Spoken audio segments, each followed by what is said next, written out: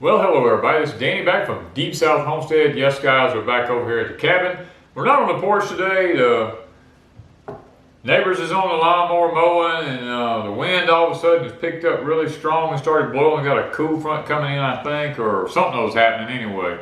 It's a lot cooler outside than it was. Sun shining bright. It's been raining every day for like 2 weeks now. And it's just totally frustrating. It's hard to get anything done, and it's like downpours. I mean, literally, it's not just a slow drizzly rain. I mean, when it rains, it rains. I'm getting 1.5 to 2 inches every day, and we don't need any more water here at Deep South. I mean, it has rained all summer long here, and it's made it very difficult to raise crops. Now, it's good on the grass. It's good for the cows and stuff like that, you know, to be able to have the grass and all that they need. It's really good for that. It's good for the ponds and stuff. I mean, we're keeping plenty of fresh water. Water's coming out of the ground in places around here it's never come out of the ground before because there's just so much water. And luckily, I mean, I watched the weather ahead of time, and I was able to get most of my ryegrass in and get it planted. Hopefully in the next few days, it'll all be up. And it'll be doing good. I had a break in the weather there for one morning. I was able to run out and do what I needed to do, and luckily the ground wasn't so saturated that I couldn't use my pasture renovator on it and be able to get the grass in. But guys, it's been one of those years here at Deep South Homestead. It's been the wettest year I think I ever remember. You know, I mean, so not complaining. Because it's been, what garden we've got in this year, it's really done good. We've lost a few things, I'm not going to lie. You know, we had a bad sweet potato, the worst sweet potato crop I've ever had. And it wasn't because of the weather technically, it's because the deer got into them and ate them off. And then they just didn't have time to come back before it got so much rain. But if the deer hadn't eaten them off, Lord, I'd have potatoes running out my ears, it'd be so big. But we're thankful to Billy from Permapasture Farms and his bone sauce that he's created up there. Guys, in a lot of ways, this is some good stuff. You know, I'm going to tell you, we've not had a raccoon. We've not had a possum. We've not had a fox. I mean, I ain't even seen a rabbit. And no deer back in our fields or crops or anything here. And it's raining every day, and I haven't put any new bone sauce out in like a week or so. And I would have thought it might have just washed it away, the scent or something. But no, it's actually holding in there. And you guys can see the way the camera's doing right here. There's clouds going over outside as the lighting in here. It gets really bright when the sun pops out, and it gets, you know, the clouds come over, and the wind's blowing. So, and I hope the lawnmower in the background, I hope you're not picking that up too bad here. And I hope it is going to be all right. But you know, I was thinking, I always like to come up with a title for Porch Time. Y'all know that, if any of you's watched me any length of time. And as I was sitting thinking about this particular one, we spent the whole weekend with Billy and Michelle from Permapasture Farms. They came here and left with a gift. And they left us a gift of a great friendship, you know, and I'll be grateful for that forever. I think they're two really great people. If you haven't watched their YouTube channel, I would encourage you to go over to Permapasture Farms and watch them up in North Carolina at 3,000 foot elevation, on a mountainside, building a homestead and making it happen. Billy and William, their son, both into permaculture, really, and their wife Michelle, all of them into permaculture, husbandry, all these type things. Billy's got a multitude of background abilities that he's able to use, and so is Michelle, and they're just fantastic people, you know. And as I was visiting with them and talking back and forth with them, some things began to resonate in my mind as we talked. And we talked about living the lifestyle of a homesteader. You know, we didn't call it homesteading. Billy and I talked about this. We didn't call it homesteading. It was just a way of life, you know. And then this homesteading thing has become like a fad. You know, we were talking about that. and how everybody now wants to call themselves a homesteader. Well, I'm still not sure I'm really a homesteader, but I guess maybe I might be. We're about between 97 and 98% sustainable here. Now, we'll never be 100% because we can't manufacture salt. And, I mean, there's things we just can't do. And in doing that, as we talked amongst one another about what we really miss, Billy and him live in the Appalachian Mountains, and I told Billy, and I said, I love the Appalachian Mountains. It's something that I've talked about this on one of my other porch times, how I feel like sometimes all this is calling me home sometimes, because I love the mountains. And Billy was talking about his original family's from a particular part of the country, up in the mountainous areas, and he's lived other places in the United States, and the mountains just call them back home. And Michelle too. And I was thinking while we talked about all this, the homesteading journey, the simpler lifestyle that we're all trying to live. Can we really do this in a modern world? Is it really possible in the high technological world that we live in today to actually live this lifestyle and to be able to do it kind of like our forefathers did? Is this really possible for us to do this? Can we do this in the world we live in today? And the answer is it's very, very difficult. It's doable to an extent. It'll never be like it was, but it's doable to an extent. Everybody, this is why we do the podcast thing now. We have Deep South Homestead podcast over on iTunes and Spotify, and there's about 10 other platforms it's on. Over there, my podcast, I don't rant and rave about a lot of different things. It's about slowing down. It's about talking about the simpler times of life. It's about living a simpler life and being able to find some sort of normalcy in all this chaos that's going on around us. Is it possible? And yes, it's possible. Is it easy? No, it's not easy. Can it be achieved by anyone? It can be achieved by anyone who sets their mind to it. The problem is breaking free from the barriers that are around us. This was an obstacle that I had. My hardest thing, I'll tell you what, some of the hardest things that I had to get past was having a cell phone on me. Having run 3 different companies, I had cell phones. They were ringing constantly. He's having to do this, order that, order this. And breaking that barrier of having those cell phones attached to me all the time. I'm at a point right now I can say I've not had a cell phone on me. I have a cell phone and I pay a monthly bill on it. That cell phone has not been turned on now in 4 months. And I know that may sound crazy that I still pay for it, but it's really cheap. And I've tried to break having that phone with me because they track you. And I don't want something on me tracking every step that I take.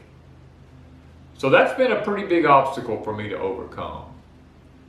Running to town all the time. That was another one for me because having run construction companies and stuff like that, I was constantly on the road. I was constantly in and out of building supply places and everything. Every day I was somewhere doing something. And now, Wanda and I have it cut back to maybe once or twice a week we'll go to town. Mainly for Etsy's because of our Etsy store. We're trying to get people's stuff shipped out. And that's our biggest thing, but when we go to town, I'm like, okay, is there anything we need for our place while we're in town here? Because if there is, we need to do it while we're in town because I don't want to mess up the rest of my week having to come to town. And plus, I just don't want to be around other people because of, you know, what going on.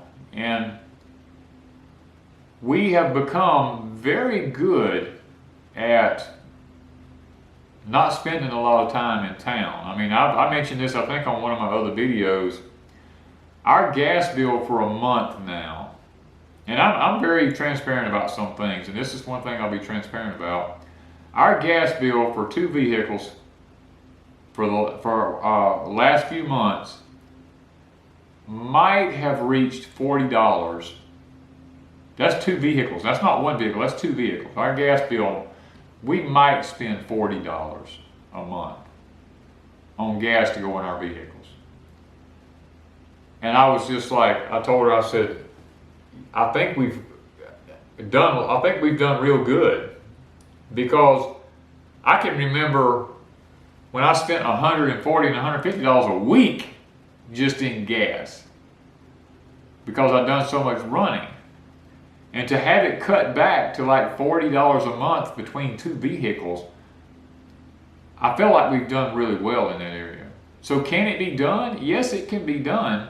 You've just got to learn. You can't run the roads. You can't be running to the store for this. You can't. And we don't go to the grocery store to buy just about nothing. We haven't been in. We went to Walmart the other day because I needed some shotgun shells. And we don't have stores around here where you can just buy shotgun shells. I said, well, we'll go to Walmart and see if they have them. You know, and we went into Walmart and they limited 3 per customer. So I picked up 6 boxes. And the woman says, sir, you only allowed 3 per customer. I said, well, it's me and my wife. We both hunt. I said, so that's 6 boxes. I could tell it irritated her a little bit, but I don't care. I didn't care. I'm used to going in there buying 4 and 5 cases of them at a time for bird hunting and different things like that, because you shoot a lot of shells, you know. But I realized right quick, like, how quickly everything was cutting back, and I looked at all the shelves in the hunting department, and there was only like maybe 15 boxes of shotgun shells up there of 1 gauge, none of the other, no other shells in the whole store. And I looked at Wanda, I told her, so they're fixing to phase this out. There's not going to be any hunting places in Walmart anymore. No guns, no shells, nothing like this. I said, we're going to end up having to do something different to come up with these shells. Now, we did find a pawn shop that we might could get some from, but they were more expensive.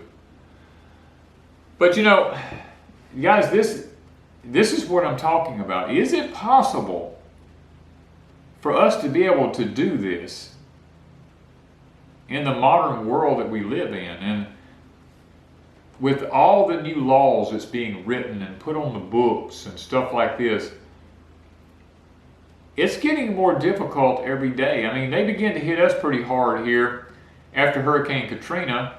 In order to get the money from the federal government in the 6 coastal counties of the state of Mississippi that was hit by Katrina, they had to sign on. Now, they won't tell you this, but it's actually the truth. We had to sign on to Agenda 21 with the federal government. And it took us from being a very rural area out here where I am, not having to have a permit for anything. I could build anything I wanted, do whatever I wanted. But after Katrina, January 15th, they did it to 2006 or 2007. I can't remember. It's one of 2. It's a couple of years after Katrina, before they actually got it passed through. We went under international code. Now, I was used to building under international code because I built in New York City and all different places. I was used to international code. But it really irritated me. Now, I'm in a very rural area out here. I don't even have any cell phone signal. I'm so rural. And now, if I go to build anything out here, I'm supposed to go get a permit. I mean, I'm not going to most of the time, but I'm supposed to. And it's just, and when you go to get it, and they find out it's for agriculture, or that I'm a contractor, you know, they look at you and you go, oh, you don't have to have a permit to do this or to do that, but they want you to come in and acknowledge it.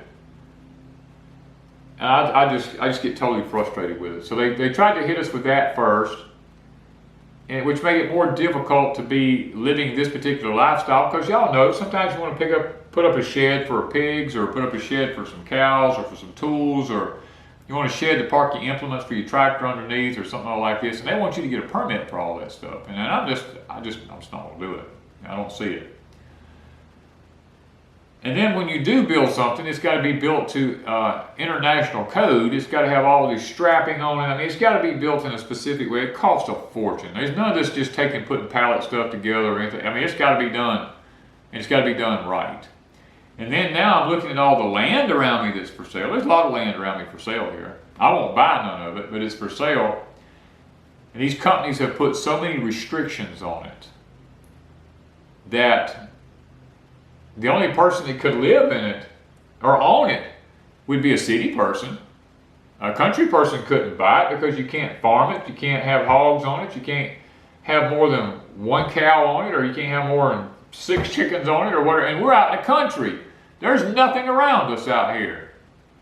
But yet all those stipulations is on the land. And so which makes it where, you know, you don't want to buy the land. I mean, I could buy land around me right now, but with all the restrictions, I'm not going to, because I can't use it if I bought it. So it's useless to me. So can we live this lifestyle?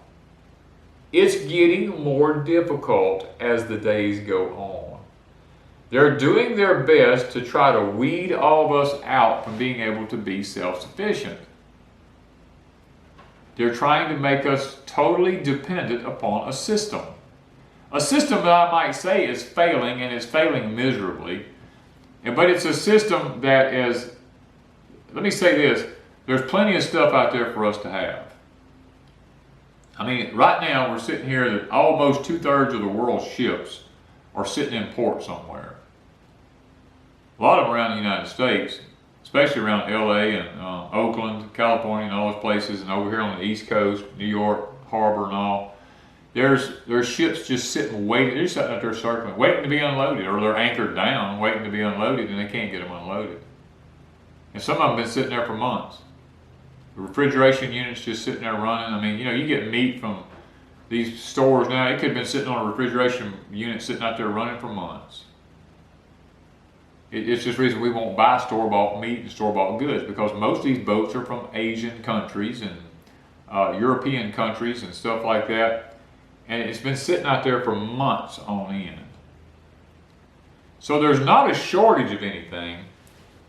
What's going on is we have a broken supply chain problem. And it's on purpose. It's just like the Soviets back in their early days. They created famine in their land, starved. There's plenty of food during that particular time in the Soviet history. But the leader of the Soviet Union during that time, he starved his people to death. He made them think that there was no food because they withheld the food. And the people, so many people starved to death, literally. And we're going to go back to that here in the United States. They're basically doing this to us. They've broken the supply chain. The government is coming in now. I'm finding out this through you guys. A lot of y'all are sending me messages and emails telling me all the land around me that used to be into row cropping and farming and all that kind of stuff. The government is coming in now subsidizing them and telling them not to plant any more crops or anything like that. They're going to turn all their fields and stuff like this over to big giant solar fields, it's part of the new Green Deal. And farmers go like, hey, I don't have to, I'm getting paid here. I don't have to try to grow a crop. I'm getting paid to do nothing. And all they want to do is come out here and put solar panels up in my fields or windmills or whatever. Yeah. You know, Wanda and I, going down the road, we went to, had to make a trip out of town here a few months ago. And as we drove along the highways, I looked at 5G towers sitting out in the middle of cattle fields, with fencing all around where the cows couldn't get to the tower. And these 5G towers are sitting in the middle of all these big cattle ranches around, all over the place. And I told Wanda, I said, I'm not believing that these farms have allowed them to come in and put these 5G towers up in the middle of their fields out there. And I said, well, I guess I do understand. I said, they're probably getting paid Lord knows what to be able to do it. So we're sitting here thinking that we have this great peaceful environment around us, and our whole atmosphere is being filled with toxic waves of technology that just beam through our body all the time, and we don't even know it, but yet it's going through our bodies constantly. And it's getting more difficult to live this lifestyle. I mean, even now, I watch a few small channels, and I'm going to mention this one right here. He doesn't even know that I've watched anything that he has out there, I'm pretty sure. But it's called Metcalf. He's really good friends, Justin. He's a real good friend with Billy and Michelle and them at Permapasture Farms. I watched his channel the other day. I was watching him and Billy and Michelle's son William. They were grading off a piece of property to put a greenhouse up for them. And they were using, and I've used these so many times, these laser levelers where you set your laser up out there and you get it the level you want, and you adjust the homing device on it up and down until you get it where it's perfectly level at the point you want it, and you lock it in and you walk along and touch it on the ground. It tells you whether you're high, whether you're low, within it's within an eighth of an inch at, I don't know, it's like almost like 100, 200 yards or something. And they discovered, and this is interesting, you might want to go watch this, they discovered that their cell phones were setting that thing off. If they put their cell phones out within so far in front of that thing, the laser beam in that leveler was coinciding with the phones, and they couldn't figure out what was going on, and we still don't know unless somebody has told them. But that phone was picking up, that laser was picking up that telephone. Totally because of a electronic eye on those phones. That laser was recognizing one another back and forth. I thought that was really interesting. I mean, go check out his channel, Metcalf. Justin on that, he's a really great guy, I think. He's kind of a lot like I am in a lot of ways. He's a lot into the older ways of life, and I really appreciate that about someone. But you know, just seeing that just kind of solidified to me what's actually what's being done to us that we don't even know about. I mean, all these waves and microwaves and beams and stuff like this are flowing through our bodies, damaging the cells in our bodies constantly out here, and we don't even have a clue. We're being radiated all the time, day in, day out. We're being microwaved in and out, day after day after day. And our health begins to break down, and we're sitting here going, man, what's wrong with me? I'm trying to live this good lifestyle. I'm trying to live a healthy life. I'm eating organic. I'm raising my own food. I'm having all these health issues. That's what it is, guys. The enemy is after us in every possible way they can to break down our physical bodies, to make us sick. And I plead with you, and I urge you, that by raising your own food and doing it as healthy as you can is your only hope to be able to have any type of health whatsoever in the future. Because if you raise your own food like we do, now Billy and them was here this weekend with us, and I cooked catfish for them that I caught out of our pond. I breaded it with cornmeal from corn I grew on my property that I ground myself. We made hush puppies and catfish. And the fish had no fishy taste to it whatsoever. We didn't put no lemon juice on it or nothing like that. Mr. Billy said that in his mind, that's the best fish he's ever ate in his life. And the best hush puppies he's ever ate. The only thing that wasn't that was in that meal that did not come from our place here was the salt that we actually put on the fish when we salted them. Everything else was grown right here and raised right here. That's the difference that it makes. The problem in the world today is we don't know what real food is supposed to taste like because we have ate so much garbage from stores that our palate has lost the ability to be able to discern between what real food is supposed to taste like and what cardboard food, I'm going to call it, junk food, tastes like. There's been so many chemical additives put in food that we don't know what real food is supposed to taste like. All we know is what our palate has been tasting all these years, from monosodium glutamates to natural flavorings to natural colorings. All these type things have tricked our palates and our brains into thinking that this is what food is supposed to taste like. And then when we actually taste real food that's been raised organically and on a home place, and without the use of all these pesticides and chemicals and additives and all this kind of stuff, we don't know what real food tastes like.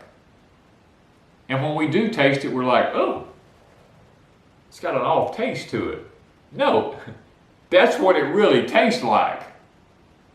You've been used to eating this junk that's got MSGs and all this kind of stuff in it, or food that's been genetically modified and has been altered to the point that your body can't even recognize it as being anything organic because it's got some kind of synthetic stuff that's been added in with it, or some gene splicing from something that has nothing to do with the origin of that plant even added into it. Your body's trying to break that down and doesn't know what to do with it. Then your immune system begins to try to kick in and decide, well, do I fight this? Or what do I do? And then all of a sudden you end up with some type of autoimmune problem. And you can't figure out why you've got leaky gut syndrome, or why you got IBS, or why you got SIDS, or any of these kind of problems going on in your intestines. You can't figure out what's going on. Your intestines don't know what to do with this food that's being put in it, because it's not real food. It's junk. It's got cellulose in it. You look at it, so much stuff now has cellulose added to it. Cellulose is nothing but wood byproducts. You got wood chips in your food. It's been broken down into wood alcohols and all this kind of stuff and put in it. People buy this decaffeinated coffee. Decaffeinated coffee is worse for you than caffeinated coffee is, because it's had benzene and toluene and all these types of chemicals used in it to extract the caffeine out of it. Makes the coffee perfectly harmless until you heat it up above a certain temperature, and then those chemical compounds become active within it, and it becomes more harmful for you. If you want decaf coffee to drink, you need Swiss waterpress decaf. That's the only safe way you're going to get any kind of decaffeinated coffee. But there's no one going to tell you that, because it would destroy the industry out there. That's one reason I quit drinking coffee, period. That, and I got a heart condition. The doctor told me to stop, but I drank Swiss waterpress for a long time, and I said, you know what? It got where I couldn't even get the Swiss waterpress anymore. So I was like, I might as well just cut this out completely. That was hard. My body shook for 2 weeks trying to get beyond having coffee in my system. I mean, I'm fine now. I mean, I've been I think I'm up to 8 years now, 8 or 9, that I drink nothing but water. I haven't had any coffee in that long. But it can be done, guys. We can live this life. As a matter of fact, the scripture tells us we should live this life. Our bodies, see, this is the problem. There's no temple anymore. The temple was destroyed in 70 AD over in Israel. Now that the Holy Spirit indwells within us, our bodies has become the temple. And it is a sacred place. We are to take care of it. We're not to put stuff into it that doesn't belong in it. Our body is a living, organic organism, and when we put anything synthetic in it, it doesn't know what to do with it, and it begins to destroy the tabernacle of the Holy Spirit that lives within us. And we live in the latter days of an age now, and if you look up in the latter days of an age, it's called the Age of Pharmakia. The word pharmakia can be explained as pharmacy. In other words, we live in an age now, the Bible calls it the latter days of an age. In other words, we're fixing to come to the end of this age, of the church age, the pharmakia age, and it's going to be all about drugs. And I'm not talking about street drugs, I'm talking about legal drugs. Our bodies the doctors are telling us, because our health is breaking down from eating bad food, and we're putting drugs into our bodies to try to assimilate our bodies and make them work again. And they're all synthetic type drugs. Our bodies don't even know what to do with the drugs that's being put into them. And we're doing exactly what the old devil planned to do in the beginning. He destroyed the body in the beginning with food in the Garden of Eden.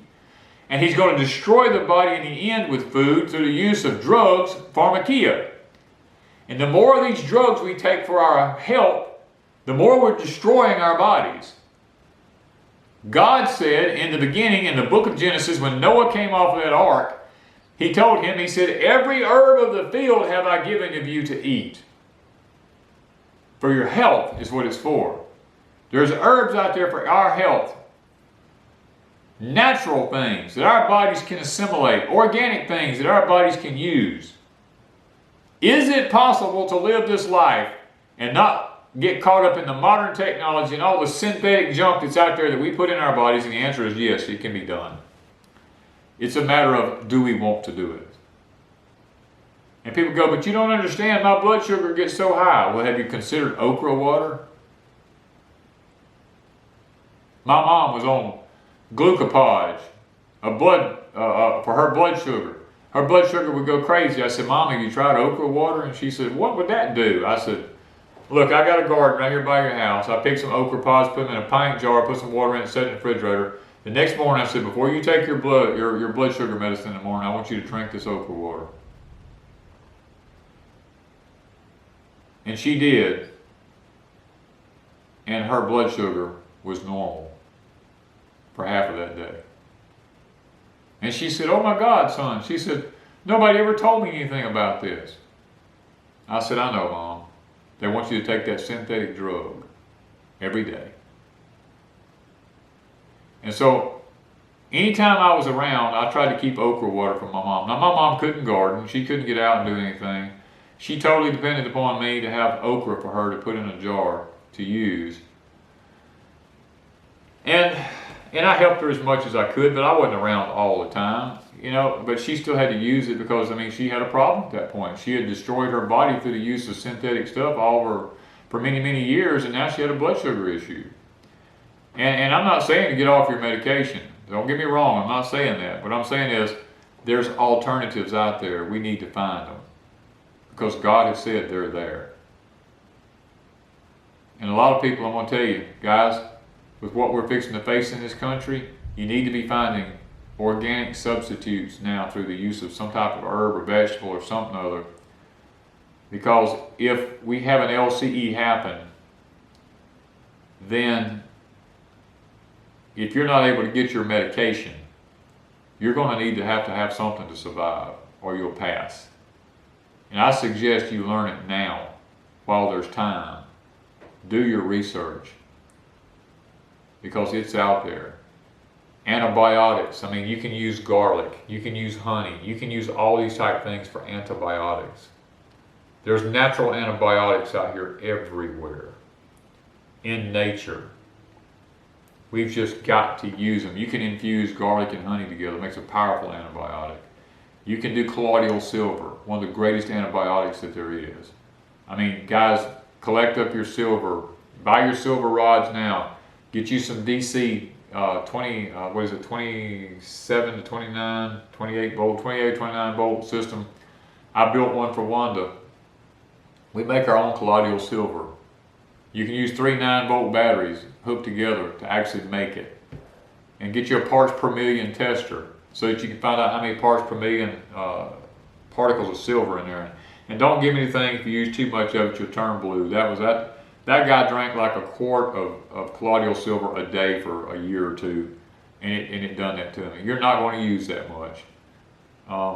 Colloidal silver is one of the only things that they found that killed the Ebola virus. I mean, God, there's all this information's out there, guys. It's just, can we live this lifestyle? Yes, we can. It's up to us as individuals to try to figure out how to make it happen. And guys, the reason I'm doing Porch Time today on this is because I know that the time is very short. YouTube is fixing to start pulling channels down and pulling content down. We've already got our notice being a YouTuber that they're going to start doing it for anything that mentions the the stab in the arm or talking about any of that kind of stuff. YouTube said they're tired of it, or misinformation and stuff like that. So they're going to start pulling channels. They're going to start taking down content and stuff like that. And I've got a lot of videos out there that's got stuff like that in it. So I don't know if I'll be one of them or not. So while I have time, I want to take an opportunity like this to encourage you to go over to iTunes, Spotify, about 10 other platforms over there we're on for our, I call it our getting back to normalcy type podcast, where I talk about the simpler parts and the simpler side of life. I also talk about food shortages over there, food securities and all this kind of stuff. I talk about that over there. I will be doing interviews with different people over there periodically. We have our Patreon channel, Deep South Homestead, over on Patreon. It's a $3 tier. For $30, you get a whole year's worth. You know, we put videos up on Patreon. People over on Patreon get first look into everything we're doing almost on a daily basis, anything that happens here. And then, you know, then we have YouTube here, and I know YouTube's algorithm many times doesn't agree with things like what I want to talk about. And a lot of people says, well, go to Rumble, go over these places like that. Guys, they pull Parler down. They're gonna go, and they, of course, I think they're getting back up now. Rumble's on the chopping block. I already know that. They're already letting us know. They're eventually going to limit all speech at some point, and we have to understand that. People keep going, go to this platform, go to that platform. It doesn't matter which platform you go to. They're going to get them all. So I'm making these videos on Porch Time now, trying to urge people to get prepared, get as much done as you can get done, learn about his herbs as much as you can. Guys, get yourself prepared for the uncertain days that lie ahead. Take care of your health, because you may not be able to go to a doctor. And it's going to be utterly important that you understand your health, your body, and your food system. Thank you guys from Deep South Homestead.